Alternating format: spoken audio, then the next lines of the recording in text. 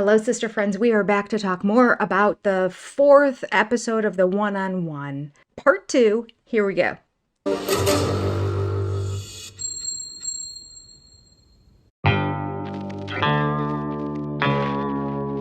Okay, my head hurts. Jeez, it's like talking to a 2-year-old here.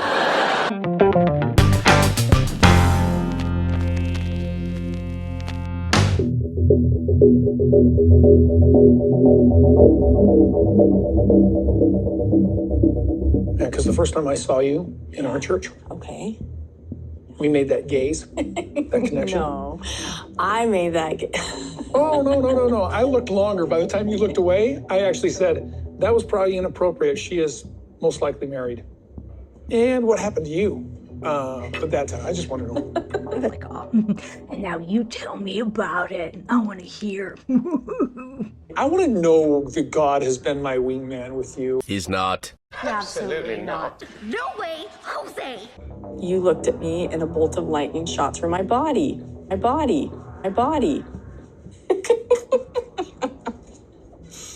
Was not God. I don't want some guy doing that, looking at you and going, holding your gaze.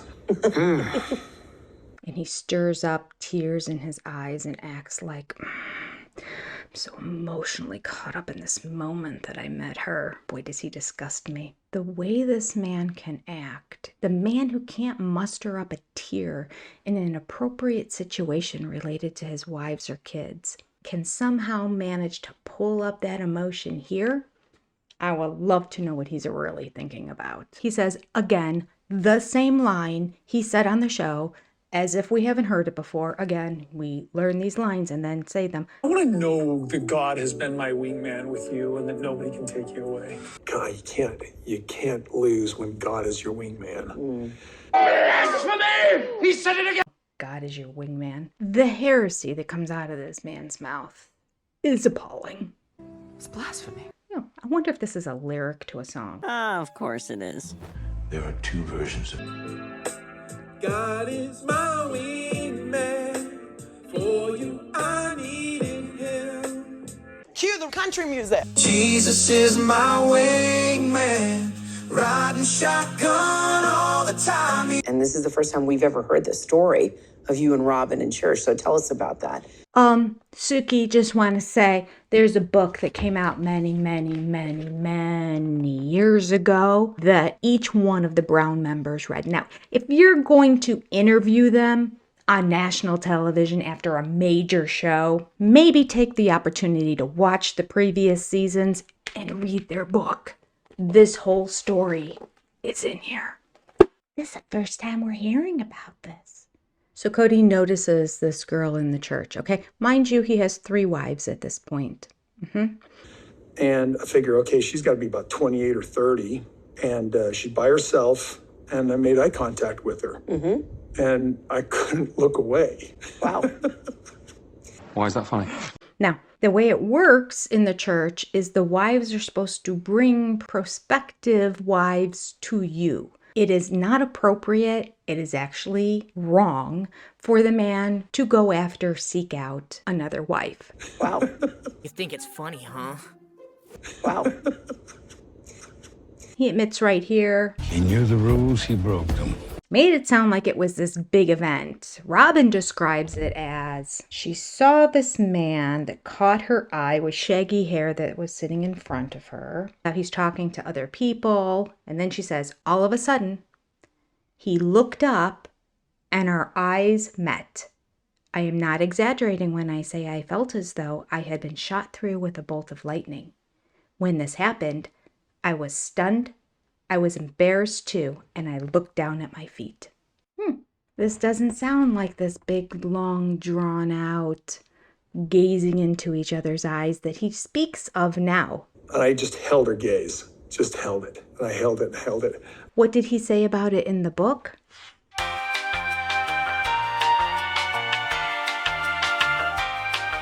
Let's see here.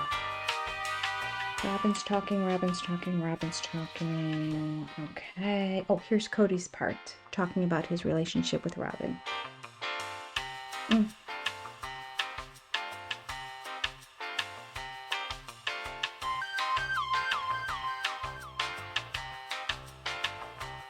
this big magical moment that he's talking about, he doesn't even mention it in the book. He starts talking about the third time they got together at a dance, which was after he met her on the lawn.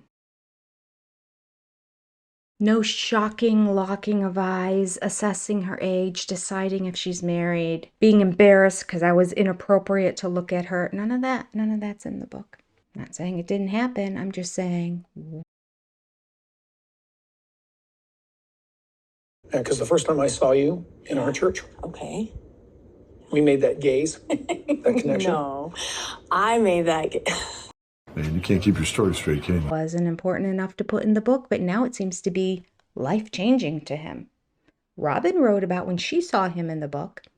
It gets worse. And it gets confusing because Suki says, so this stare in the church, was this before Mary introduced you to? And he says, yes. But was this before Mary introduced you to? Yeah. Oh. Over the years, we've heard that Mary was the one that introduced you, but then we get a little bit more information. Kody says Mary didn't introduce them. He says, after Mary and I met Robyn on the lawn of her cousin's house. I didn't introduce Robyn to Kody.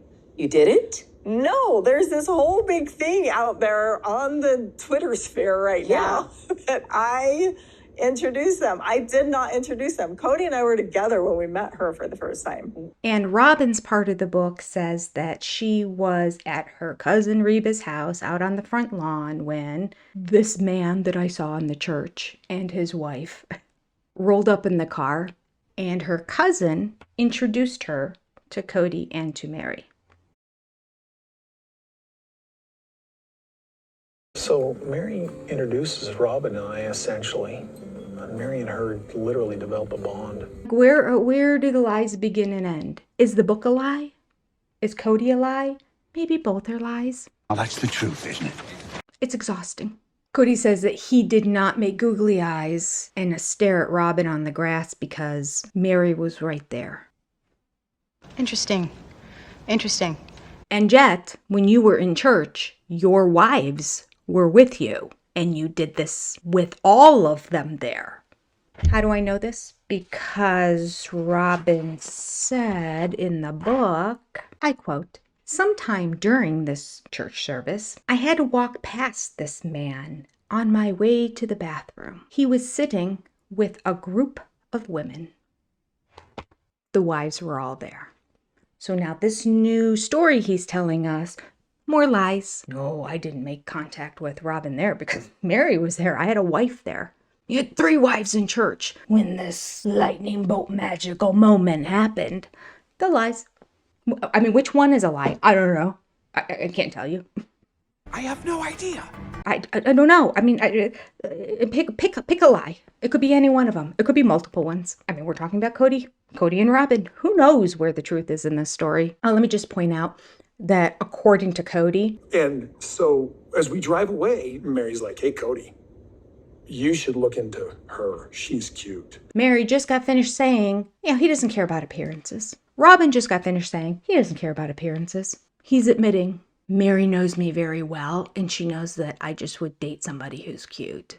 I mean, we all know he's all about appearances, and we know that what Mary said was watering everything down, and we know that Robyn was full on lying, but I just want to say, here's another contradiction right here. Moving on. Now, here is new information we didn't know before. Christine was at this dance. So we're talking about times later. Okay, so then there was the interaction where they meet each other and they're talking on the lawn. Kody and Mary leave. Mary apparently has the idea, she should be a sister wife of ours. You should pursue her. They end up going to a dance later on, a month later or something like that. According to this interview here, Christine was at that dance. He said Christine left early. Let me do a recap. He has this lightning bolt moment with Robyn, all embarrassed, knows he's being inappropriate, happens to meet her again. They're all having a conversation now out on a lawn. Mary gets to know her. Mary apparently initiates the conversation about him taking her on as a sister wife. That's what he says. He's manipulating her. Now, a month later, they're at a dance together. Let me just read a little bit about this conversation he had with Mary, okay? It wasn't in passing like, she's cute, you should look into her, and then nothing happened. Because after this day on the front lawn, I'm going to read it verbatim for you. Robyn's words here. Robyn says, "A few weeks later, my mother started bugging me about attending a church dance back up in Lehi." Here's a gross line in case you haven't followed. By the way, I do a full book reading. It's called The Cloak of Charity, so you can find it under the Cloak of Charity playlist. As well, James and I have done a book discussion on this, so there's 2 opportunities to hear all about this story, and the whole book, quite frankly. Follow me in September when we discuss Christine's book. I don't think it's going to be as juicy. But anyway, Robyn says, my mom is encouraging me to go to this dance in Lehi. I didn't want to go. Right, sure. But, quote, my mother insisted that I, quote, get my scent out there, end quote. Gross. 2 peas in a pod, that Alice and Robyn, aren't they? Hey, sweetie, get your scent out there. You need to find yourself a man. Yeah, like mother, like daughter. Robyn writes, at the dance, I ran into Mary. She immediately rushed over and started talking to me. She was so friendly and sweet. Thank you so much for talking to me, I said to her. I feel like such an idiot. She goes on to say she talked to Mary for a while, and then after a while, Mary returned to Kody and their friends. Mary goes up to her when she gets to the dance. They have a full-on conversation, and nobody introduces her to Christine. Christine was at the dance. Kody just told us here. Nowhere in the book does it mention that Christine was at this dance, but Kody just said Christine left early. Mary and Christine and I all went to dance together, and Christine had gone home early. And it was nearly the last dance. And Mary's like, you should go ask Robyn to dance. Well, what about the whole lightning bulb moment? Attraction to her, sweating, thinking it's inappropriate, talking to her on the lawn, having a conversation with Mary about her as a sister wife. And then Christine is at the dance and you ignore Robyn the whole time. Kody didn't come and talk to her until the very end of the dance. Oh, when was that? After Christine left. I really felt out of loop the whole thing. I hadn't met Robyn at all for 3-4 weeks after Mary and Kody did. And so the whole Robyn coming along was making me mad because I hadn't met her. And here Cody's going on and on and on about her. He prays about it. He gets a testimony that, you know, she is definitely someone that he wants in the family. Mary, same thing, hook, line, and sinker. She's done. And I'm panicking because I haven't met her. I don't know what she's like. Never even seen her before. And I thought it was horrible. He is hiding this from Christine. And so is Mary, because he plays Mary like a fiddle. You know, he told Mary, this is our secret. And Mary was all giddy excited. She wanted to be a part of anything to do with Kody. And he played her. Okay, we are so off topic, but that line was not in the book. This is new information that Christine was there. Now, Suki hadn't read the book, so there was no follow-up question about this. I think this is a huge follow-up question, especially to Christine. Christine, you were at this dance where apparently Kody and Robyn fell in love together. Oh, of course, he's not saying he fell in love with her there because you have to read the book to know that. Kody says, both Mary and I were convinced that Robyn had this wonderful spirit. She's kind and profound. I'm sorry. Let's move on. None of that's true. Okay. Even our brief conversations with her stirred our souls. We wanted to get to know her better. I felt an undeniable connection to this woman that I had just met, as did Mary. This connection was so deep and spiritual that it kept us up all night. But not enough to introduce her to your other wife. It made me very sad to hear Christine share the fact that she had that same lightning bolt experience. She had not seen any of these clips before, but when I don't understand, Christine completely forgot about the book too, because the story's in the book. And when Robyn was telling the story and Christine's watching it, she turns over to Suki and says, I didn't know this. It's in your book. I can't with these people. I guess she just forgot. Because that's not true. It is not the first time she's heard this story. And now Christine is saying that this lightning bolt experience was hers. Oh, and it just makes me so sad for Christine because the lightning bolt moment is something that Robyn has said since, what was it, 2010? When was this published? Forever ago. 2012. In 2012, Robyn tells the story of the lightning bolt. It's been connected and affiliated with Robyn ever since then. And now she says it again on the show. And then Christine comes and goes, that's what happened with me. It was even a lightning bolt. Don't even say lightning bolt. Just call it something else, Christine. Oh, it made me sad for Christine that she feels like this was her unique story. If it was, how come you've never told it to us in the past? When Kody was talking about how he wasn't attracted to you, why didn't you say, it hurt me because I felt like I had this lightning bolt experience? Well, I know why, because back then, Robyn claimed it was her experience, so Christine wasn't going to. She just forgot. I can't. Let's move on. I don't think Christine is lying and pretending like she didn't know about it. I think she just honestly forgot. But how can you forget another sister wife saying that about your husband? I don't know. Suki asks Kody, of course, have you had a lightning bolt experience with anyone else besides Robyn? He says no. Did you have that feeling with other wives? No. Like that gut feeling that you're vibrational pull towards somebody? No. So Mary, no. Janelle, no. And Christine, no.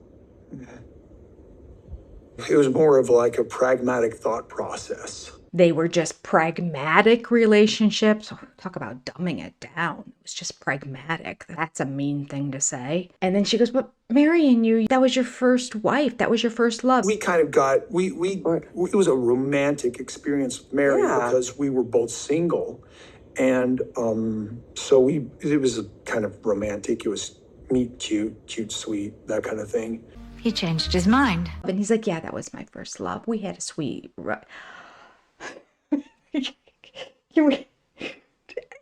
The number of times his second sentence contradicts his first sentence is overwhelming.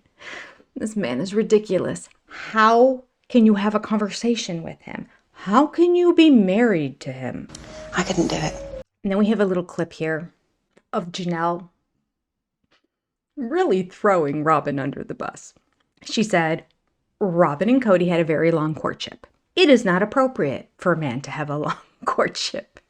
Now, we did hear on the previous episode, Kody came right out and said, Robyn wanted the long courtship. So this is on Robyn, not on Kody. In the book, she said she wanted a short courtship. There's another contradiction I can pull up if you'd like me to. We are halfway through the episode. If you can hit the like button, the subscribe button, the bell, leave me a comment.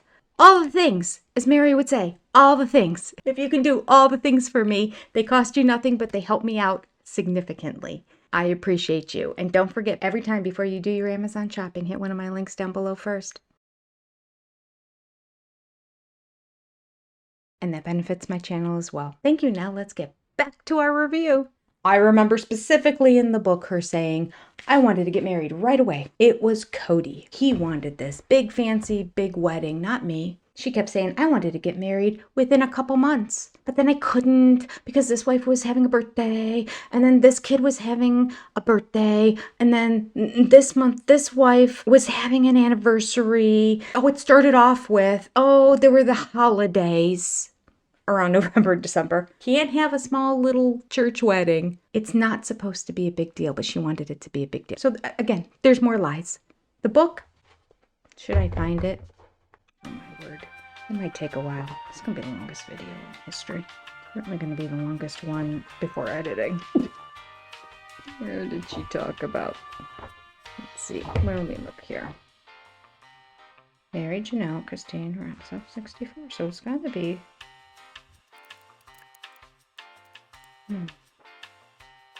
Good golly. Okay. Found it. Robyn's words. Quote, even though we had no money to get married, Kody dreamt of a big fancy wedding. It's his view that since polygamists marry so often, they don't value the marriage ceremony or the reception as they should. They don't do enough to make the day special. This is everything Kody believes, according to Robyn. For the most part, polygamous weddings are humble. Kody swore that when he and I got married, it was going to be a big deal. Wait. She doesn't just imply that she didn't want it. It goes on. She says, while I love all the sweetness and romance attached to a big wedding, I didn't want all the bother and attention. Robyn didn't want attention.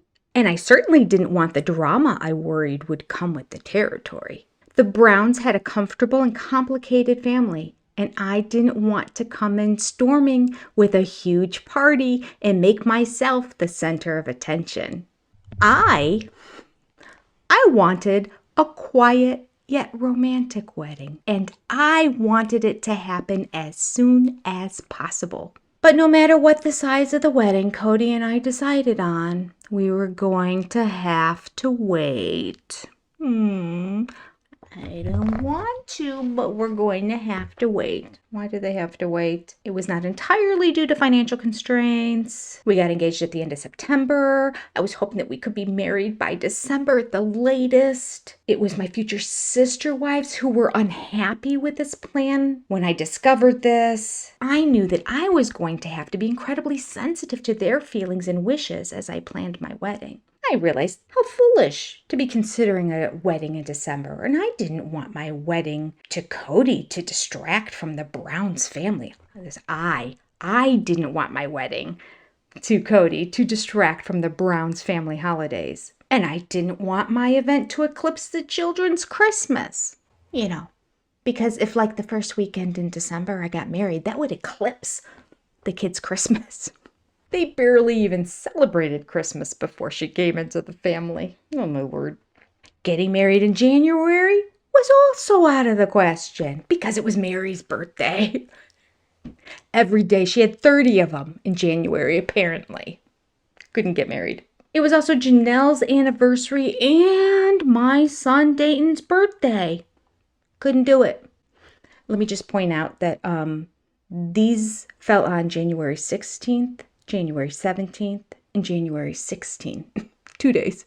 The 16th and the 17th. Back to back. Same weekend. 3 out of the 4 weekends still available. Couldn't do it because those 2 days had birthdays. Okay. Then she goes on to say, February 2 posed similar problems. Okay. Lies. Let me just point out. The only holiday they celebrated in all of February was the first weekend. Hunter had a birthday on the 9th. The other 27 days of the month, completely free. Can't do January, can't do February.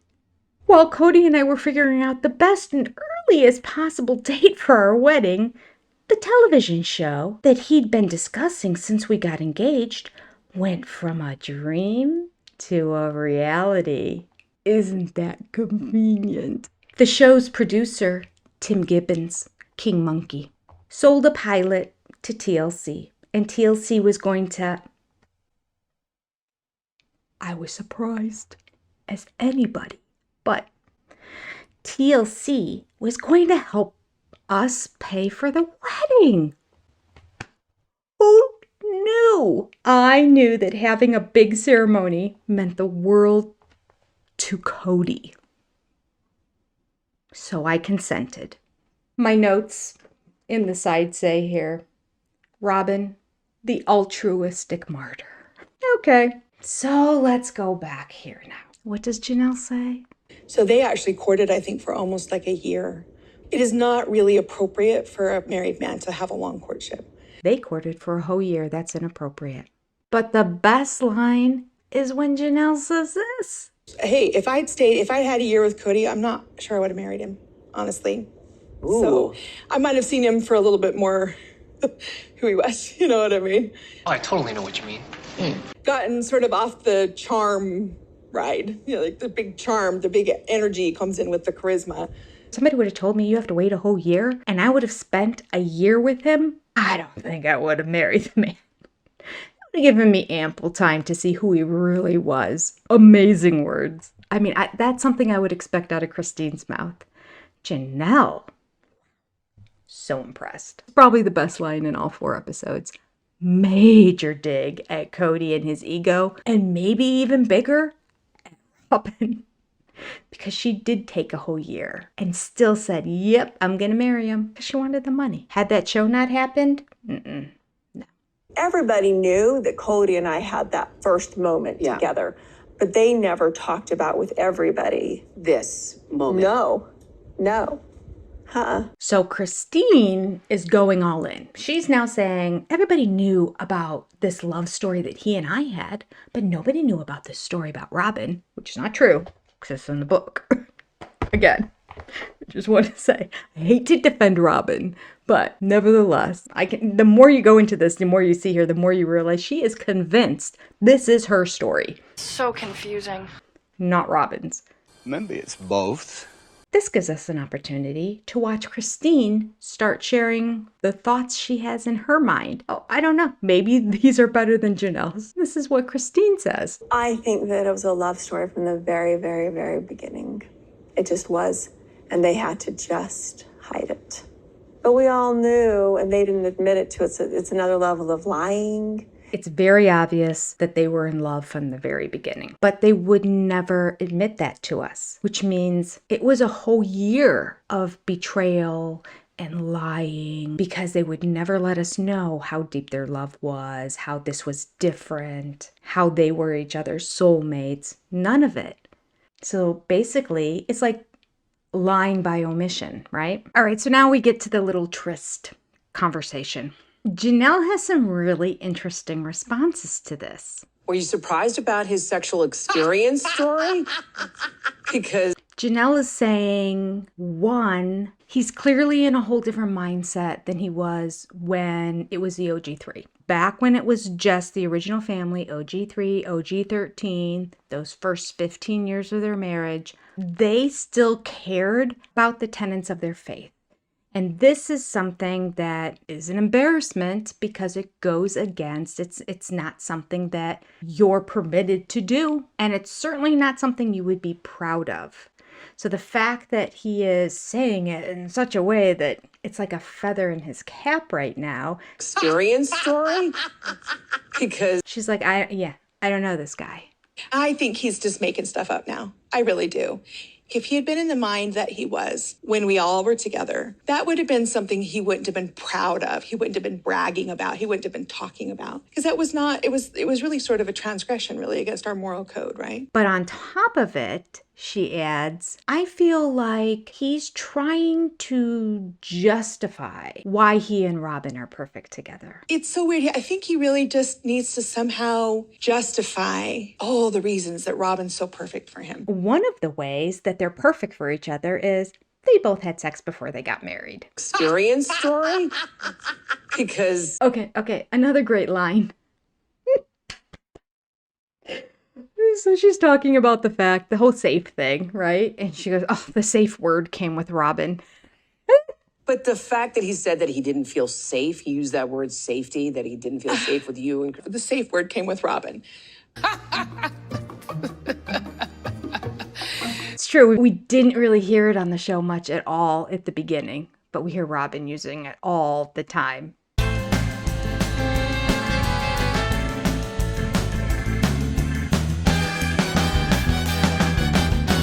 I've been spending the last few years trying to create a safe environment for them, and I'm working to support them and to take care of them, and we have a blast together, the 4 of us. And now Kody's using it. I love it.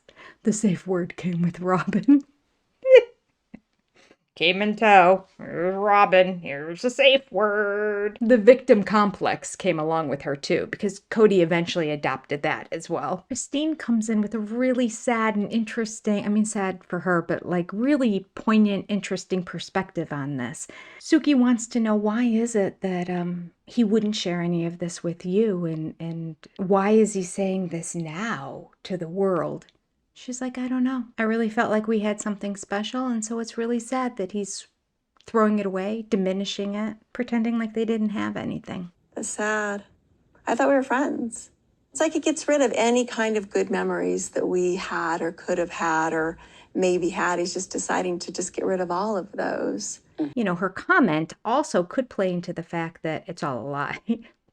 He may have not told Christine and Janelle because, none of it was really true. I love a conspiracy. Who knows? Robyn is sharing how she found out about it and how the two of them discussed it. And she says, "Is this something that was, part of your past?" And he was like, "Yeah." And so we talked about it. And since then, he's told me everything. Why is that funny? About his whole entire past. And then I found out later that, that not everybody knew. And I was like, why? And I was like, why? Cut. Robyn is asking the good questions here. She admits she asked Kody, why did the other wives not know? I want to hear Robyn explain his answer.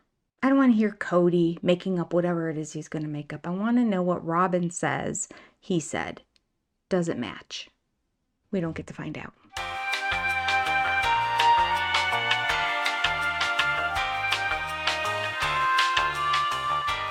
Christine is now putting together all the times that he was really comfortable with Robyn. And she makes the connection then. Well, what else were they hiding?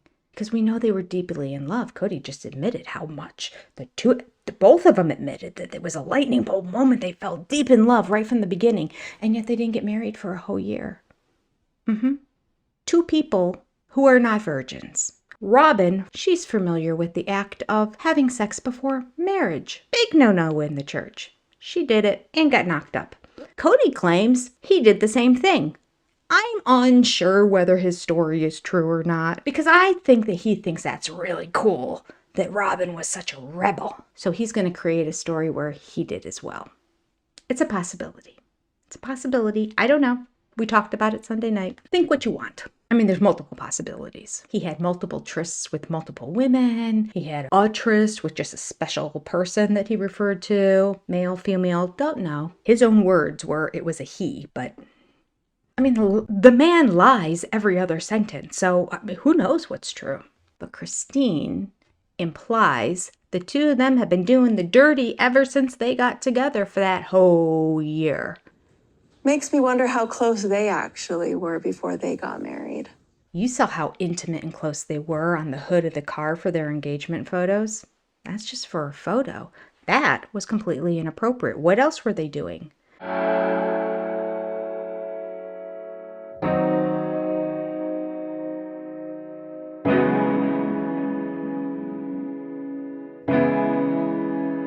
Cosita, dame tu cosita, ay.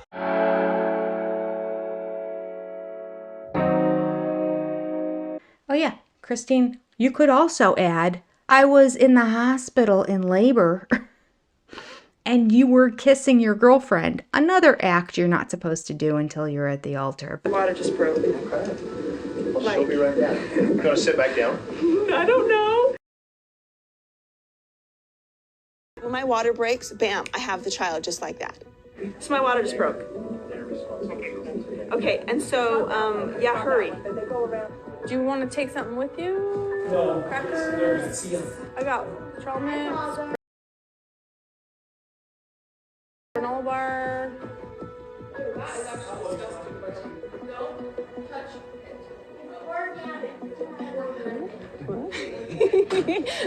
Not funny.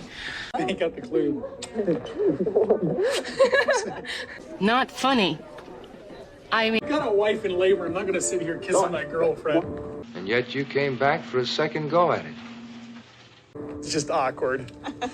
Talk about inappropriate timing, and they couldn't control themselves, knowing there were cameras. If he's going to hide the college experience, we've all seen their engagement photos, and I just automatically think, I wonder how close they got before they were married. What are you getting at? Do you think they had sex prior? Sexual experience, whatever that means. Yes, of course, Christine. We've been saying it from day one. We all agree with you. The two of them were getting down. And he was super comfortable in her house, even walking into her bedroom. That's a lot of speculation. Do you think Robyn would have gone there? I don't know. That's just automatically what I'm thinking. All right, that is the end of part 2. We are going to do a part 3. It is too long. That way I can get this edited and out to you. And keep your eyes open. There'll be one more installment. Crazy, huh? I will also be seeing all of you on Tuesday night. Be there or be square. Every single one of you sister friends. 7 p.m. as usual. I don't know what we're going to be talking about. Oh, we might be going back and continuing the season. We're on season 2. So yeah, that's what we'll do next Tuesday night. I think we're at about episode 3 or something like that in season 2. So we will be listening to that audio and discussing it together. It's a shame the seasons are so close together because we're not going to get a whole lot in before then. Oh, that's okay. We'll do what we can. Thanks for watching. Take care. God bless. Adios. And I will see you next time.